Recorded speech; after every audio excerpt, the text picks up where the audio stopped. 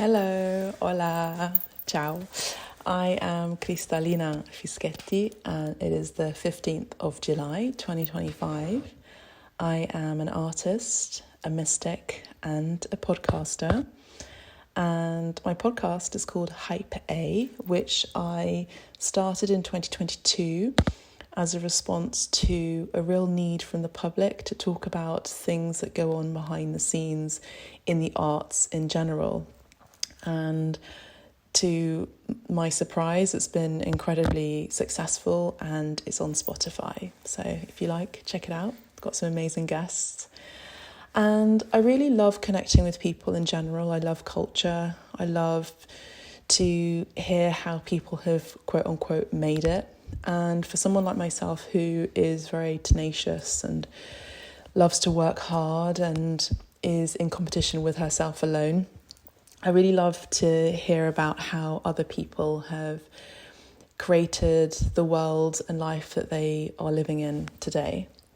I come from London, but with my interesting name, I am also Italian and British, and my mother's side is Colombian. So, sí, claro, hablo español también y me encanta el idioma. Me transforma y me transporta al país y la cultura de mis parientes y el calor, los colores también y la comida, eso es muy importante para mí y nada, me encanta las personas que hablan español también, no sé. It's a very romantic language and I adore it, much like French. And yeah, I was brought up and raised with languages around the house. And yeah, I was born in London. I lived in South London for a bit. So I guess originally I'm a South London girl, but my base was in Marylebone and we moved once my parents separated when I was 9, I think, or 8. And my dad's business was a travel agent, no surprise. And he was in Marylebone on Bentinck Street and then George Street. So effectively, I was raised in central London. I went to school in Mayfair and then I went to school in Notting Hill. And yeah, but most of my summers were spent and most of all my holidays were spent at home in Italy. And I'm very proud being Italian and British. It really means a lot when I can sort of surprise someone by saying, oh yeah, by the way, so being Italian is a big deal because I think not many people do speak Italian. It's not necessarily taught at school as a priority language. And so yeah, speaking Italian is really important to me. And of course, it's the same thing. It's like food is such a big deal in our house and our home and for me, and wine and everything that's all about refinement and culture. And my ancestor, Fedele Fischetti, was a very famous, and still is today, a very famous artist and from the Rococo period. And he had his own school in the Fischetti style. So that's really cool. And yeah, so I'm very proud of that. And I feel like I like to continue that legacy of creativity. And I see that in some members of my family, they're very, very creative. And my mother included, she was a model. And my auntie as well was a model. And they were all based in Paris for a long time. And of course, j'aime le long français aussi.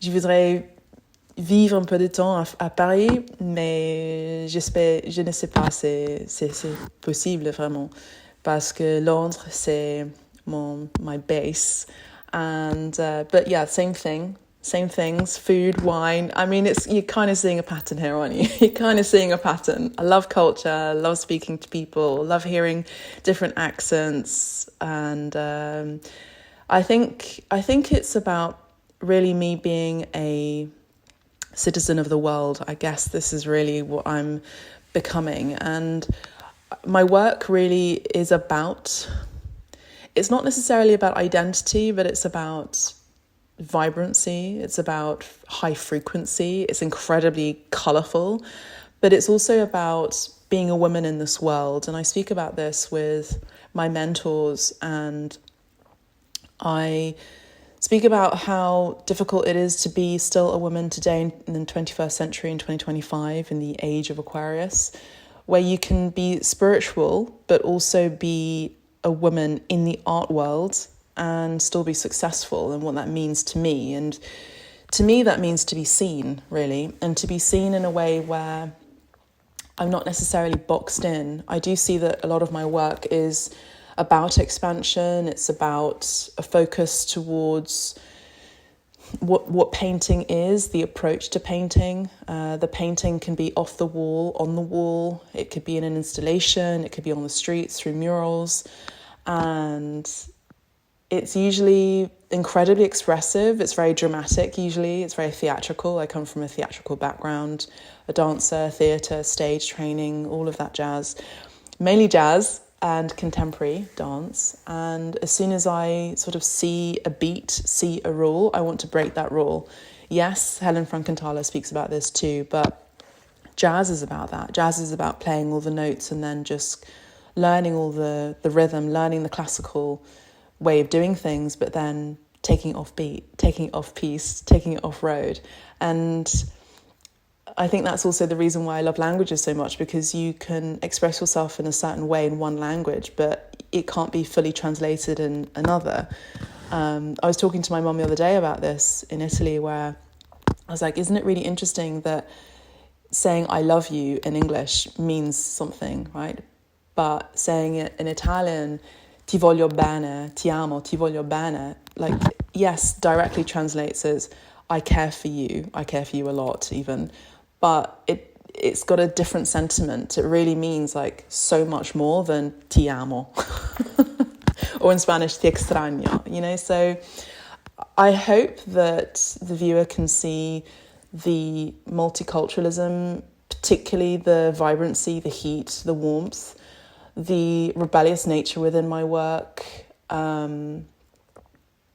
It's also about the domesticated and using materials that are connected to the home and what it means to be a woman. I use and paint on materials that are not necessarily bought in an art shop, much like Carla Black, who speaks about this. My work is about pushing those boundaries and pushing those barriers. And in a way being a bit more exclusive, but also inclusive at the same time, which is difficult to master. And I'm still learning through the approach of the process of the work, through the approach of painting. I've painted on bed sheets, my own personal bed sheets. Yes, they've been cleaned. I continue to do that. I use my own underwear as well, that I've used in my new sculptures as well, and wooden blocks that I have picked up in the countryside, and telephone wires and phone chargers that I've weaved and woven and sewn, and even my mahogany dining table I've turned into a backdrop for my paintings. What I would give to a younger self of me is to keep going, to know that you are enough, to continue expressing yourself in the ways that you do it, because there's no one else like you, to not compare yourself to anyone else, and to keep doing your best work, even though it takes 500 or 1,000 bad works. Yes. The biggest challenge for me is to be fully recognised, I would say, as a citizen of the world. I've been pigeon-boxed in certain groups that I don't identify with. I think musicians talk about this too, where they're like, my genre is so not hip hop. You know, my genre is like trip hop, you know, like it's Massive Attack rather than, you know, Mary J. Blige, you know. So I think that the world in the arts has to see that artists, just because of what they look like or what their gender is, doesn't necessarily mean that they are part of that identity. And I think that's something that I will continue to fight for, and I would continue to fight for those who feel marginalized, but also are part of the system. So I'm in the art world. I've been very successful in the art world. I've had very, very, very, very, very high highs. And I've also been in the very, very, very, very low lows. And it's because of my brand not being marketable enough, to the extent that I completely refuse to be seen as a spiritual artist or a woman artist or a black artist or a Latin artist or this, that, or the other. I see my work as being new abstraction, if anything. And yes, my mysticism has brought me to interesting tables, and I've helped support a lot of people who have found it really difficult to find direction in their world, in their life, especially during the pandemic. And I do that through shamanic healing sessions, through the tarot, through oracle readings, now through my mentorship program as well, with a very holistic base. And I really see through their true intention and what their higher self and soul really wants from them. Of course, without manipulation. And I feel like my work also is about that too as an artist. It's about healing, it's about uplifting, it's about supporting, it's about addressing a mirror, it's about addressing self, it's about addressing soul. Like, I have this painting that I created just the other day. I was like, I've run out of canvas, let's see what I've got in the studio. And I was like, of course, I've got loads of mirrors, you know? And mirrors are great portals. They're great reflectors and refractors of negativity and positivity. So me doing a self-portrait of myself in abstract form through the gesture of how I do it with painting and calling it de donde eres is quite significant. It means, where are you from? Which most people who come from an interesting background are usually asked that. And so I think titling my work in the non-English language can also be a new direction for me too. I have tried doing that. But again, is it marketable enough globally? Who knows? Maybe we can continue that. Yeah. Maybe I need to speak to my guides about that, and my mentors as well. Physical and non-physical mentors.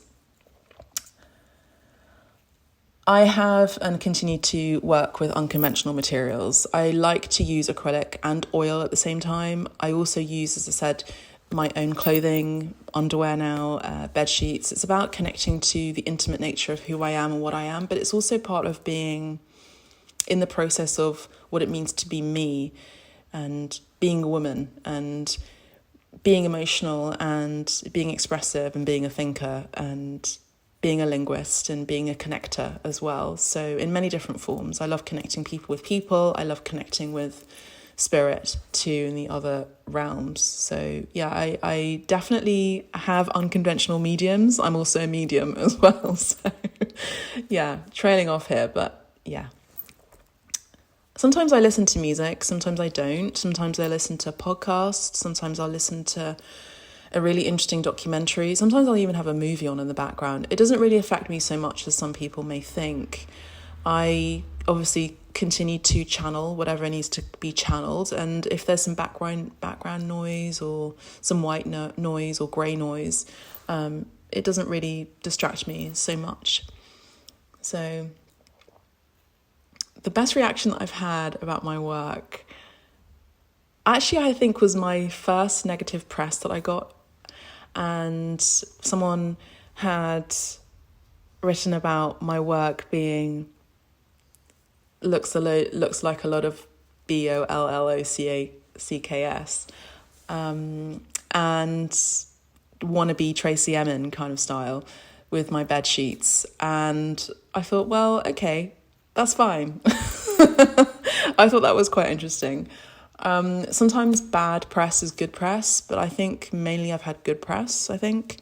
It was an honour to be featured in Harper's Bazaar and to be interviewed there, and also with Trebuchet magazine, which is obviously an iconic magazine, and to be included there with many other household spiritual artists' names has been really interesting. But yeah, I feel like there's more of a need for light in this world, and I feel very called to be in the city more, be in support of true light, and to to be seen and for my work to be seen, essentially. What do I hope people take away from my work? Hope, I think. Hope. And I hope that they have, on the whole, a positive reaction to my work, but if they don't, that's totally fine. Most abstract works in general, I would say, outside of my own, it's difficult to pinpoint exactly what is going on, but I hope that the titles of my work direct the viewer to a greater understanding about the approach and the intention behind it. But I also hope that they have the reaction that is personal to them, that they can remember the work for more than just 5 seconds, even through scrolling online. I hope that they are moved by the work. I hope that they are inspired by the work. I hope that it changes their world, their life, their emotions in a positive way overall. But again, each their own. Thank you so much for the opportunity for this incredible interview, and I have really enjoyed it. Thank you so much. Muchas gracias. Grazie tanto. Merci beaucoup. Ciao.